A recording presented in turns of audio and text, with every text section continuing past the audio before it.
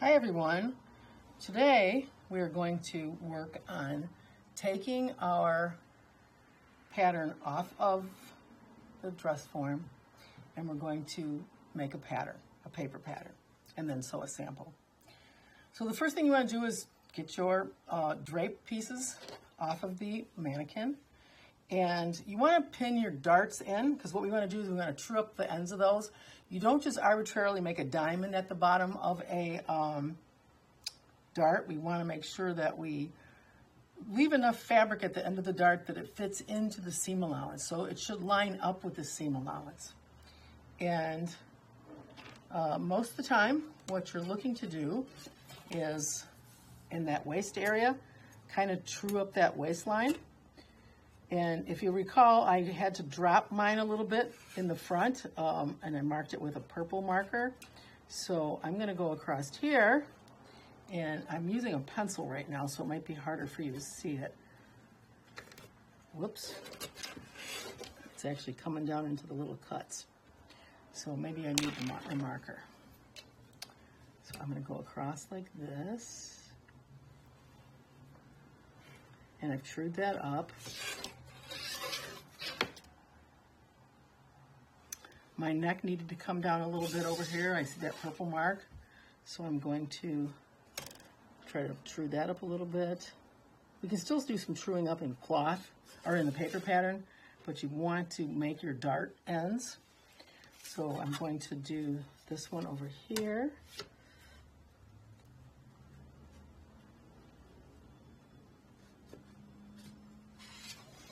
And I'm going to true up my shoulder seam because it doesn't look very straight here. And I want to make sure I get the end of the dart right.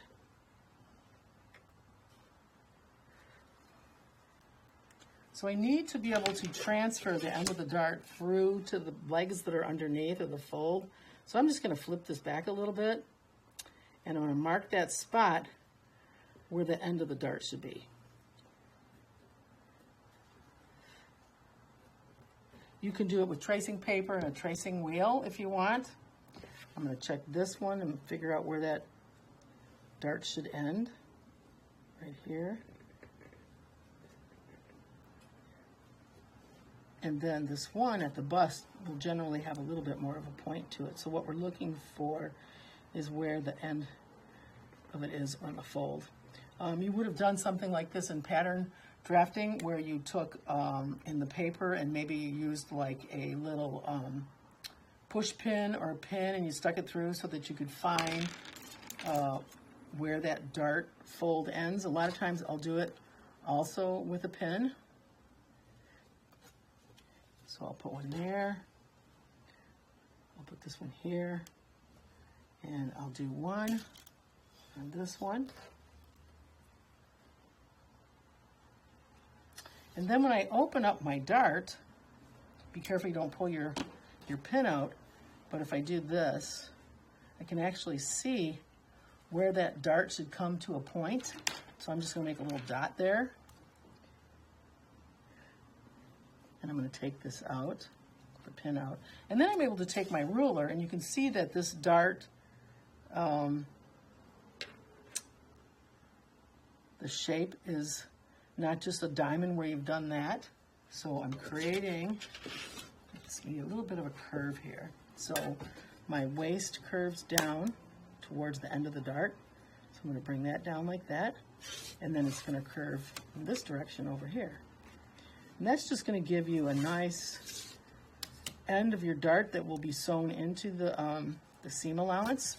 If this isn't long enough, what happens is you sew your dart and then you have it doesn't get caught in this, like the waistline seam, and it's going to flop around inside your garment.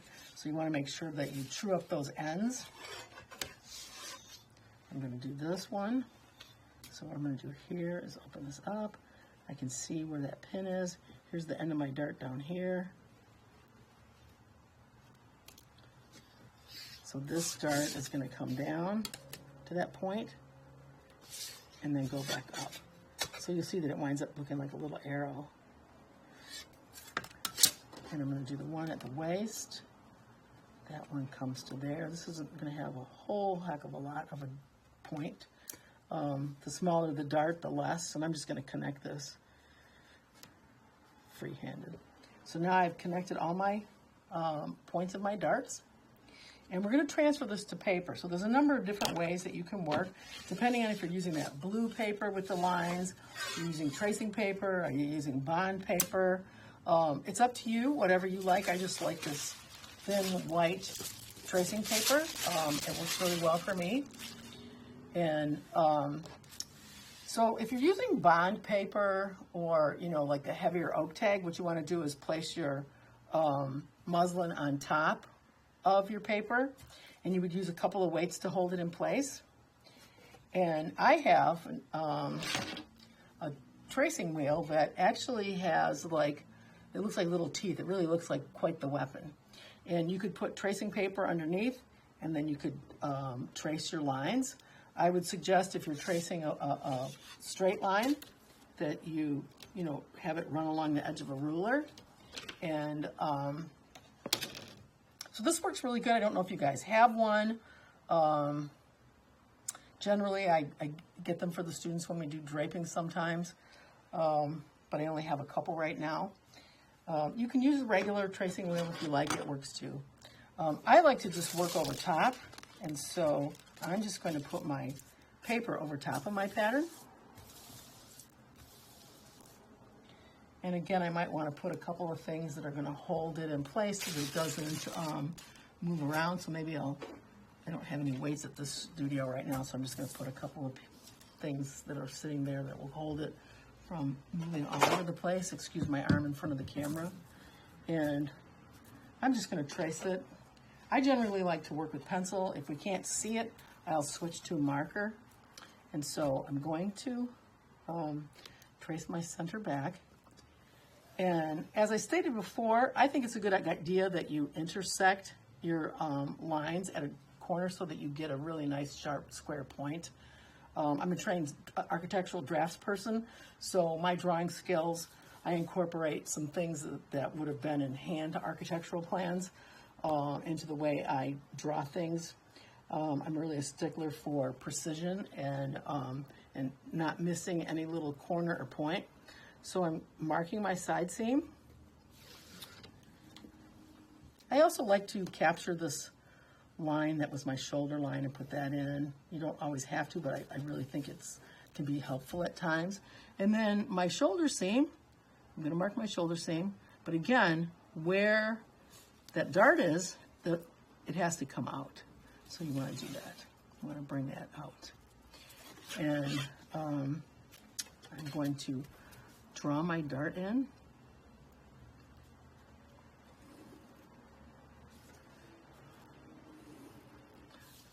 I like to put either a line across the end of the dart or sometimes a circle. In the industry, the circle would be referred to as a drill point. It's where they're going to actually drill through the fabric and make a little hole for you to sew your dart. And if you do the circle, sometimes what you do is you want to go back about 1/8 of an inch so that you sew 1/8 of an inch past it and you don't have that mark on your fabric afterwards. At the top of the neck at the back, we want to avoid having it go up into a little point. So I usually square up my ruler and I draw just maybe 1/4 of an inch through, and then you'll curve your neckline. That way this will be nice and straight when you go to put zippers in and finish things off. I pretty much do that at every intersection. So here at the shoulder, at this part of the shoulder, down here under the arm, because you just don't want to get a thing that looks like a, I always call them whoop-de-doos, but it's like a little place where the fabric kind of bumps up and isn't quite right. I'm going to mark the end of this dart here. That's your waistline dart, and I'm going to bring those lines down.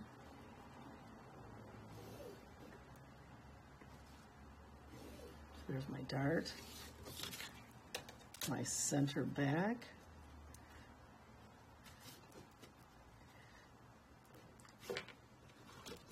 And then I'll take my curved ruler to finish the neckline. And you just want to be really careful that this doesn't all move around and you lose your lines like I just did. I'm bumping it. Okay, move this over here. set of good weights is really a good thing to have. I have really nice weights in my home studio. I don't have any here right now. So there's my neckline. I've traced that in. I'm going to do my armhole.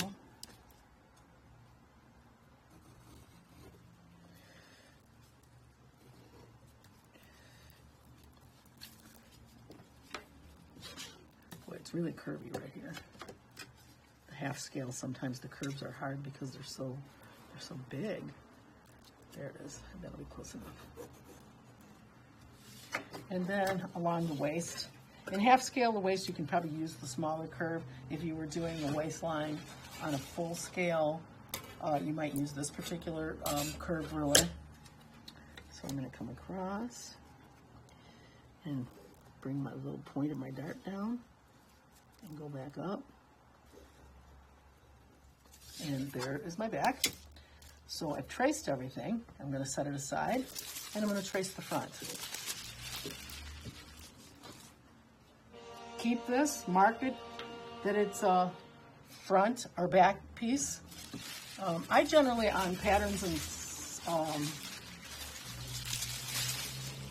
and my drape, everything, I put the name of what the piece is and the date that I created it. If I have a client, I'm creating something for them, I put their name on it. So you want to think of a way that you're going to label things, because you're going to have so many pieces of paper and pieces of fabric. Like, where did it all come from? When did I do it? I used to work for a fashion designer, and she would generate many changes to a garment over the process of making that garment. And so dating it was the smartest thing I could do, so that if she wanted to go back to something we did before, or if she wants to make changes, and the final one is the right one, I'm not confused by the number of pieces of patterns and draped pieces of fabric that I have, because there's a system of marking it and keeping track. So this is my front. I'm going to do the same thing. I'm going to trace all my lines that are on my pattern. Pattern making is extremely technical, and your patterns should be really just beautiful works of art that are very clean and crisp. If your seams are messy, if your lines are shaky, if anything's off, that's where you're going to run into some trouble later on. So I'm looking to see which was my corrected line there. I've got this one here. And again, because we're tracing off of something that we used a thick marker, I'm going to go ahead afterwards, and we're going to true up this pattern just to be certain that everything's going to go together. I have seen over the years when students transfer it to paper and then they go to put it together that it isn't completely trued up, and we want to make sure that, that we do that. I'll mark the end of my dart.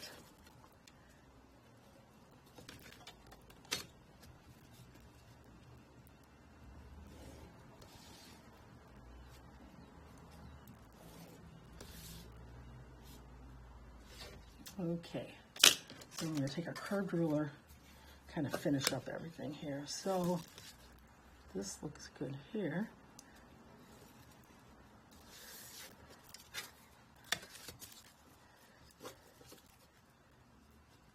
This is very wonky looking, I'm not sure. We're going to check this, that's why I want to true it up. My neckline. There's no one perfect spot on your ruler that's going to line up with everything. A lot of times you have to slide it, make part of it, and then manipulate it. So you'll get used to sliding your ruler around to do the line. It's really not a good idea to think that you can just hand trace it and it's going to be good. It's a good practice to get into using all your rulers and trying to do this as precise as possible.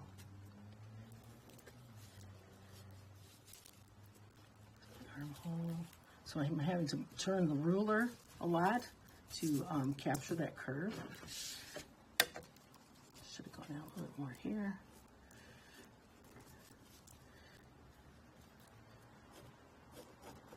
Okay, that looks pretty good. It's a little rough, but I'll straighten it out. So you can set your muslin pattern aside. And now what we're going to do is we need to add grain lines, labels. We need to true things up. We're going to add seam allowances, but you want to true everything before you do the seam allowance. So I like to fold in my darts and just double check that I got them right. So I'm going to remove some of the paper that's all around this because it's going to be a little bit too much paper here. So it'll be folding darts and manipulating. But you don't want to cut so close that you don't have enough room to add your seam allowances.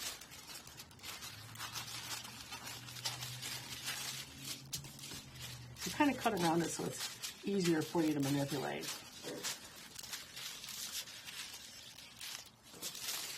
Unfortunately, I'm wasting a lot of paper.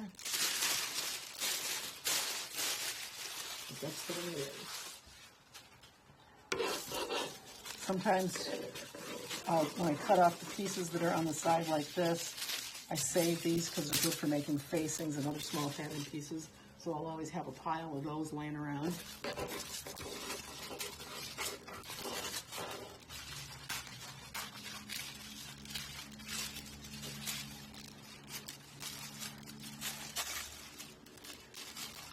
Okay. That's garbage too. All right. So let's double check our shoulder. So truing up, you can do one way where you lay your neckline next to each other and you come over. So I'll put the shoulder of the front over the shoulder of the back, and I'm going to line it up at the neck. And then I'm going to put a little notch where my dart is, and then I'm going to slide it over to the other side of the dart. And I'm off by about 1/16 of an inch here. So I'm going to mark that. And many times a good way to mark it is with a colored pencil so you know you've made a change. And then I'll true this up. So that's pretty good. I'm going to lay my side seams over top of each other. And my back is, just, again, about 1/16 of an inch off. So I'm going to mark that so that I can true that up. And then you want to look at your darts themselves and you want to fold the dart in. So I'm going to fold this dart along the front edge of the dart. And I'm going to bring it to the other side of the dart. You want to hold down the point with your finger and you just want to slide this over it. And let that fabric or paper pop up because you've got a 3D shape. If you try to flatten that, it's not going to work. And I'm going to just pin that dart, and I don't know if you can really see it with the pencil line, but you can see that one side of my dart is longer than the other, so I really need to true that up. So you can true up on the muslin, but I find, for me, it's just a waste of time because once I get to the paper, I'm still going to have some truing up to do. So I'm okay with you guys skipping that step if you want to go right, trace it to the paper, and then true it up. What I want to see is that you did true it up. And so I'm going to come across here with my waistline. Mrs. Woodowski, that used to teach pattern drafting, I don't know if you guys ever had her for a class, she taught textiles, taught me a really slick way to transfer the end of that dart by taking a pin and just poking holes while you have the dart folded. And then when you open the dart, you can see those pin marks and see where should my line for my dart legs be. And if I hold it up, this line here needs to change a little bit to give me enough fabric for that dart to be caught in the seam allowance when I sew it. So I'm going to put little hash marks through the line that I just changed. So that's what I like to do, is the hash marks, so that you can see beyond a shadow of a doubt that you've made a change there and it's not a problem. This armhole, I had to bring that out a little bit, so I'm going to trace a new line there and just hash out the ones that were wrong. And I really don't like the shape right here. It's hard because this half scale is so small that I'm not getting a nice curve. So I'm going to try this part of the thing. A curve. A French curve might help you. So again, I'm going to hash mark out the ones that are wrong, and that'll be good. You can erase if you're on bond paper, but it's pretty hard to erase anything on the tissue paper without tearing it. And so this is my front. I'm going to do the same thing in the back. That armhole was a little low. I needed to raise it, so I'm going to correct that right here. Hash out the part that was wrong.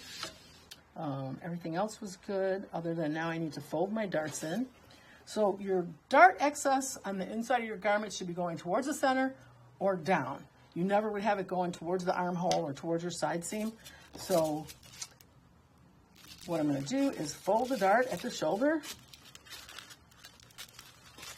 I'm going to fold it over. So you got to hold your finger here. I'm going to fold it over to the shoulder seam. Oh, and it's a little long on one side, a little short on the other. See, fabrics can stretch and can move. The paper really can't. So the paper, when it comes to truing things up, is pretty much going to be more accurate. So I pinned that dart in, and I can see that my shoulder is a little strange. It's a little, it shouldn't dip. It should be perfectly straight. So I'm going to go back across here and mark that. And then I'm going to cross out the line that's wrong. And I'm going to do that little pin thing again where I'm going to poke through a couple of spots so that I can make sure that my dart legs are right. And they were a little long on the fabric, so let's shorten that up.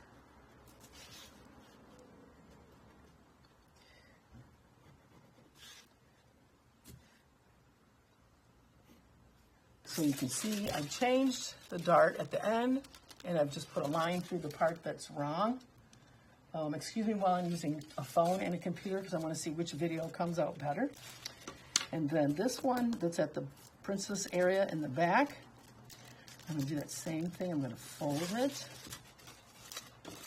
I'm going to hold that there and overlap it. Come on. Here we go. Oh, it's a little bit off too, so.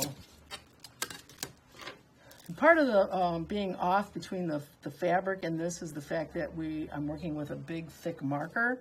And when you have a broad tip marker line, and it's actually like 1/8 of an inch thick, that could change something in the end result. So normally I would not use a marker, but I'm using it for demonstration purposes so you guys can see everything. And then I'm going to do the little pin thing here with this. Open my dart up and I can see the dotted line there. Okay, so that's it. Now, on the front of your pattern, what you want to do is we want to mark that that center front is going to be cut on the fold. So I like to draw a broken line and then put arrows pointing to that line. And that's the center front, so you can write CF, cut on fold. All right. Every place else you're going to add seam allowance, so do not add seam allowance at the front because then what you're doing is you're making your top too big in the front. So I'm going to go all the way around and I'm going to add my seam allowances. Normally on a full-size pattern, you're going to do a 1/2 inch seam allowance. So let's keep our side seams and our neckline maybe at a 1/2 inch. That's why I like this little see-through ruler because you can line it right up on there and see that I'm at a 1/2 inch. And then maybe around the neck and the armhole, you only need about a 1/4 of an inch. You are not going to finish the neck and the armhole. You're only going to mark the seam allowance so that you can see the seam allowance once you put your sample on the dress form. So I'm just going to mark where I'm going to cut the fabric at a 1/4 of an inch. And then when you cut out your sample, you should take your tracing wheel and mark the stitching line on the armhole and the neck and at the waist so that we can double check that those are correct. You do not clip them and turn them under and sew them. This is a mock-up that you're making for a fitting. And so you're not trying to finish anything off. It's not a garment that's going to be worn. I can't tell you how often the students all turn that under and then top stitch it trying to make it look good, but that doesn't help you see where that line hits the body. So there's no purpose in doing that. It's a mock-up. It's sometimes referred to as a toile. So I'm just making little hash marks, and then you can take your curved ruler and you can finish off that line. So I would finish it all the way around. Same thing at the bottom. I'm just going to do a 1/2 inch at the bottom because we want to make sure that we really check that the waistline is at the waist. And don't forget your dart comes down kind of pointy. But don't add extra. It's just copy that seam allowance exactly. Some people like to put a line down the center of their dart. If you like to do that, that's fine. I don't bother with it. Okay, so then what you want to do is you want to label your seam allowances as to the dimensions. So where they're a 1/2 inch, I'll write in 1/2 inch S.A seam allowance.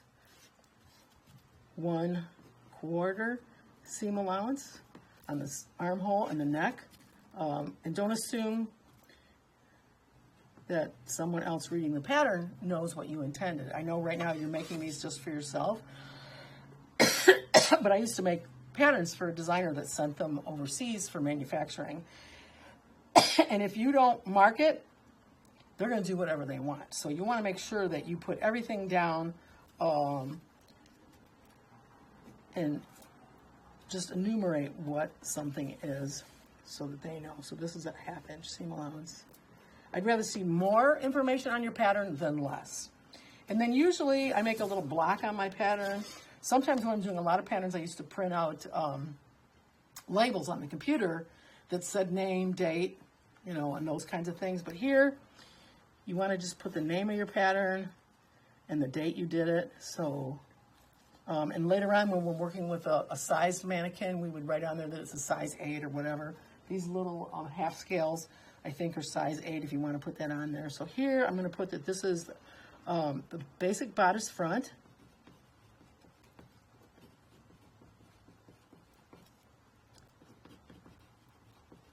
And this was made in August of 20. You can put the exact day if you want. I figure the month is plenty. And then with all patterns, I don't care even if it's going on the fold, you have to have the grain line marked. You want the lengthwise grain this way. You don't put grain lines over at the side. They're always near the center front and center back.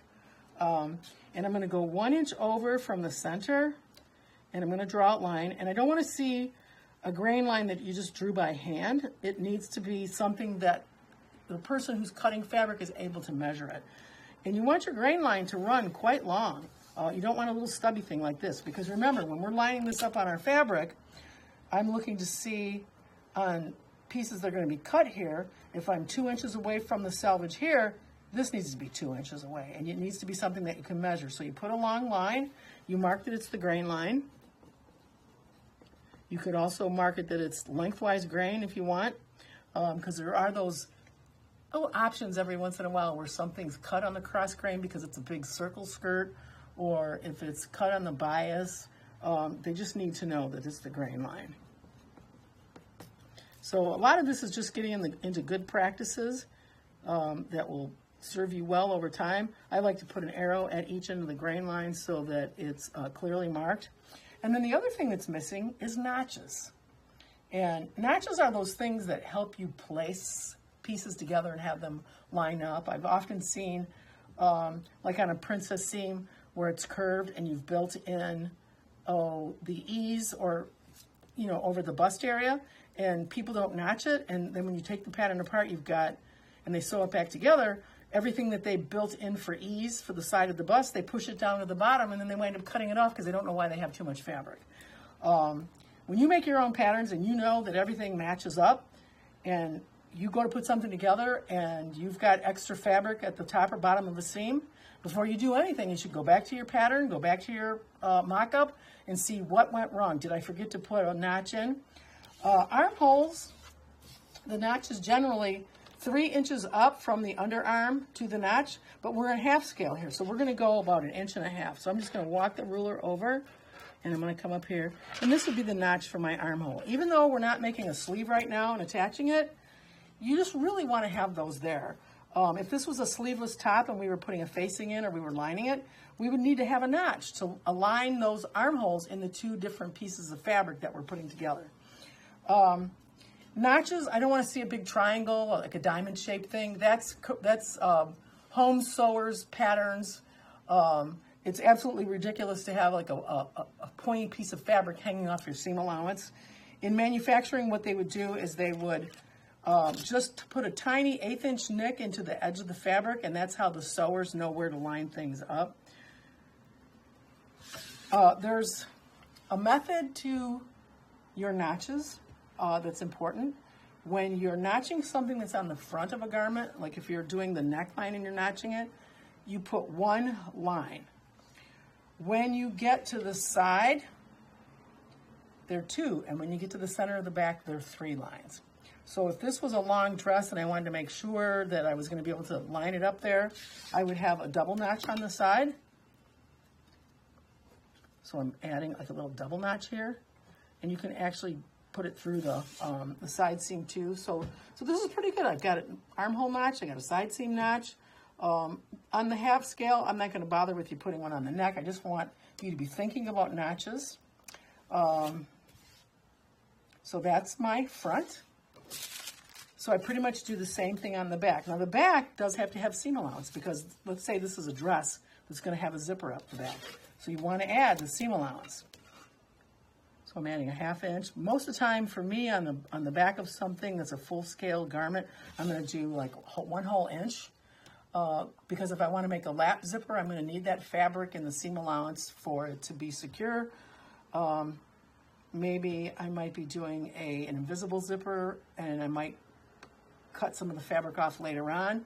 I find more seam allowance on the sides and the center back is generally probably a good idea. When I worked for a fashion designer and we did custom clothing for people, we always had a 1 inch seam allowance on the side seams so that when the client came for a fitting, we had extra fabric if we needed it. It can always be trimmed off. You can't add if there's nothing there. So 1/2 inch on the center back, 1/2 inch on the side seam, 1/2 inch up at the shoulder. So don't come straight across on the shoulder because you're going to need that part of the dart that sticks up. So you're going to turn your ruler for that part. That's another thing that I see quite often is the students forget to carry that point on the dart out to the seam. And then 1/4 inch at the armhole, 1/4 inch at the neck, 1/2 inch at the waist. Mark this is the center back. And if you're doing a dress and you're putting a zipper in, you'd always have a little dot wherever that zipper is going to end. So you would measure the length of the zipper from the seam allowance to the end of the zipper, and you would mark that spot so that the center seam can be sewn below. From the center back, 1 inch over, make your grain line. So make a nice long grain line. And I would mark it that it's a grain line, and then on the pattern, you're going to mark it that it is the basic bodice back and the date, okay?